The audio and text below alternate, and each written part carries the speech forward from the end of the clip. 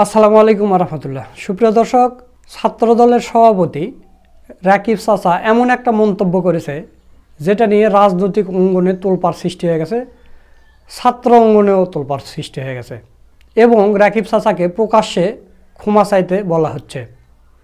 তো দর্শক, তিনি কি বলেছেন আপনারা স্ক্রিনে দেখতে পাচ্ছেন। ছাত্রদলে আন্দোলন করেছে, এখানে শিবিরের কোনো অস্তিত্ব ছিল না, জামাতে ইসলামের কোনো অস্তিত্ব ছিল না এবং বৈষম্য বিরোধী কোনো নামগন্ধ ছিল না। এটা নিয়ে অনেকগুলো গণমাধ্যম নিউজ করছে, আপনারা দেখতে পাচ্ছেন। আরও অনেকগুলো গণমাধ্যম আছে, ওগুলো দেখালাম না, আপনাদের 2-3টা দেখালাম। তো এখন কথা হলো, অনেকে আবার বলতেছে যে ভাই আপনারা এটা এডিট করছেন, এটা সত্য নয়, সে হ্যান তার অনেক কিছু বলতেছে। মানে আমরা এটা নিয়ে ফেসবুকে পোস্ট করেছিলাম, সেখানে অনেকে কমেন্ট করতেছে যে আপনারা এটা বানাইছেন। তো আমরা বানাইনি, আমরা মিথ্যা কথা কেন বলবো? আমাদের কাছে ভিডিও আছে, আপনারা ভিডিওটা দেখেন, তাহলে আপনারা বুঝতে পারবেন। ভিডিওটা দেখেন। আন্দোলন করেছে, যেখানে কোনো শিবিরের কোনো অস্তিত্ব ছিল না, জামাতে ইসলামের কোনো অস্তিত্ব ছিল না এবং বৈষম্যের কোনো নামগন্ধ ছিল না। আল্লাহ রহমতে আমরা সেই পর্যায় থেকে একটা আমাদের অনেক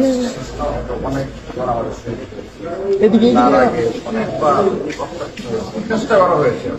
দর্শক, আপনারা ভিডিওটা দেখলেন, রাকিব চাচার মুখেই শুনলেন, তিনি কিন্তু এই কথা বলেছেন।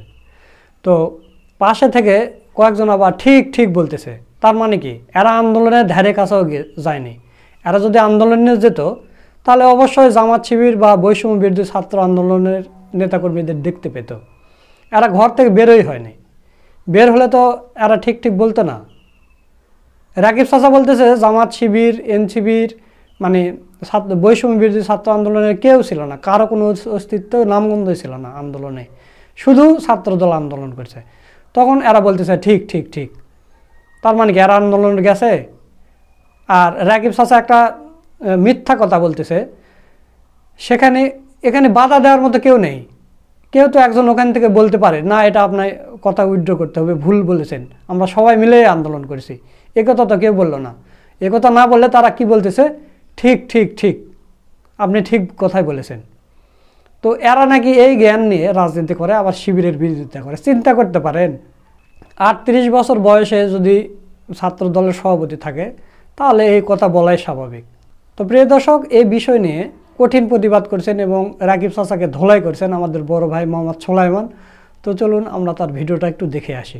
জাতীয়তাবাদী ছাত্রদল সভাপতি নাম দিয়েছে ছাত্র সংগঠন, অথচ কোনোভাবে কোনো সংজ্ঞায় এরা ছাত্র নেতা হয় না। যাই হোক, ধরে নিলাম ছাত্রদল সভাপতি রাকিবুল ইসলাম রাকিব চাচ্চু।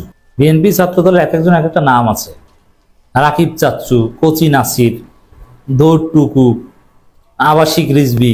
এই রাকিবুল ইসলাম রাকিব মানে মিনিমাম সেন্স অফ পলিটিক্স, যে না কোন কথা বললে বেকায়দায় পড়তে হবে, জনরসে পড়তে হবে, এগুলো কিচ্ছু নাই।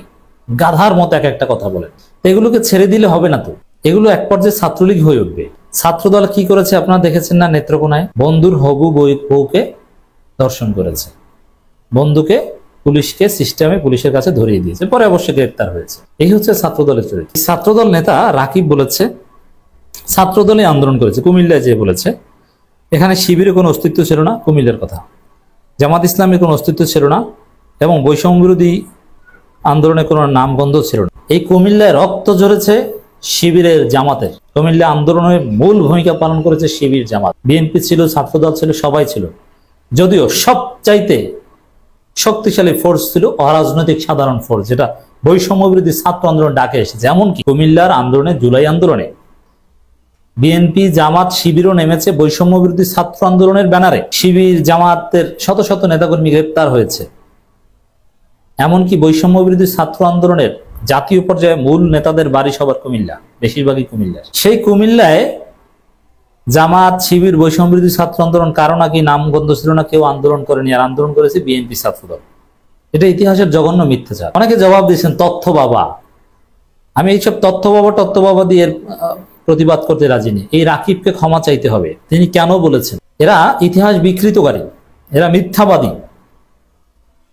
এরা কয়েক বছর পর বলবে জুলাই আগস্টে কোনো আন্দোলন হয়নি, যতটুকু হয়েছে ততটুকু বিএনপি করেছে।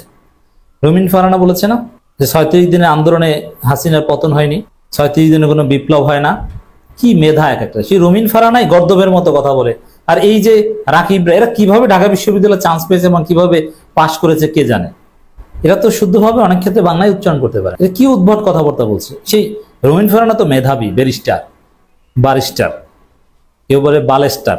এই বারিস্টার এরা বলে যে 37 দিনে বিপ্লব হয় না। এদেরকে কি বোঝাবো? বিপ্লব তো 4 দিনও হয়, দুনিয়া কাঁপানো 10 দিন, বলশেবিক বিপ্লব কতদিনে হয়েছে? 4 দিনে বিপ্লবের এক্সাম্পল রয়েছে, 7 দিন বিপ্লব, 13 দিনে বিপ্লবের এক্সাম্পল রয়েছে। বিপ্লব এরকম ঝড়ের গতিতে হয়? বিপ্লব এটাই যেটা দীর্ঘমেয়াদে হয় অনেকদিন, সেটা বিপ্লব না। বিপ্লব মানেই মুহূর্তের মধ্যে লন্ডভন্ড করে দিয়ে যাওয়া, সবকিছু তোল পার করে দিয়ে যাওয়া, সবকিছু উলট পালট করে দিয়ে। একদিকে বলে যে 37 দিনে বিপ্লব হয়নি, বিপ্লব এটা আমাদের দীর্ঘ 15 বছর আন্দোলনের ফল। আর একদিকে বিপ্লব বলতেই রাজি না। আরে এটাকে বিপ্লব বলবে না বিপ্লবের শেয়ার নেবে, তারা কি করবে আগে এটা ঠিক করে আসুক। এটাকে অন্য 10টা অভ্যুত্থানের সাথে মিলায়। আবার এক এক সময় বলে যে ছাত্র দলে 800 জন নিহত হয়েছে, বিএনপি ছাত্র দলে 950 জন নিহত হয়েছে, সব ছাত্র দলের। সেখানে ভুয়া তালিকা, সেটা ধরা পড়ে আবার Mirza Fakhrul Facebook post delete করেন। এই হচ্ছে এদের অবস্থা। মির্জা ফখরুলও তো ক্ষমা চেয়েছেন কার্যত। এই যে ছাত্র দলের শহীদের তালিকা প্রকাশ করে মির্জা ফখরুল যে ডিলিট করেছেন, এটাই তো একটা ক্ষমা চাওয়া, দুঃখ চাওয়া না, এটা তথ্য ভুয়া, আমি কেটে ফেললাম ভাই। তো এরকম কাজ করে এদের তো আসলে লজ্জা শরম নাই, ক্ষমা চাইলেও কিছু আসে যায় না, আবার সেম মিথ্যাচার করে। এই রাকিবকে জিজ্ঞেস করতে হবে, মিডিয়াগুলো সবার উচিত এদেরকে জিজ্ঞেস করা এই বক্তব্যের ভিত্তি কি, কেন বলেছে যে এই কুমিল্লায় ছাত্রদলে আন্দোলন করেছে, শিবিরে কোনো অস্তিত্ব ছিল না, জামাত ইসলামীর কোনো অস্তিত্ব ছিল না, বৈষম্য বিরোধী ছাত্রদের নামগন্ধ ছিল না। কেন বলেছে? এর ভিত্তি কি? এটা কেন বলবে? অন্যান্য রাজনৈতিক দলগুলোকে এভাবে কেন ছোট করবে? বরং বিএনপির দলীয় কোনো ভূমিকা ছিল না, এটা হচ্ছে সত্য। হ্যাঁ, বিএনপির সাধারণ সমর্থক, সাধারণ নেতাকর্মীদের অসাধারণ ভূমিকা ছিল। তারা লাঠি সাপ্লাই দিয়েছে, ককটেল সাপ্লাই দিয়েছে, আরো নানান পুলিশকে মারার বিভিন্ন সরঞ্জাম সাপ্লাই দিয়েছে, রাইট, ইটের টুকরা সাপ্লাই দিয়েছে বিভিন্ন জায়গায়, কুমিল্লা সহ আমরা জানি। কিন্তু সাংগঠনিকভাবে বিএনপি কর্মসূচি কি ছিল? একটা গায়েবানা জানাজা কর্মসূচি দিয়েছিল, করতে পারেনি, ল্যাজ গুটিয়ে পালিয়ে গিয়েছে।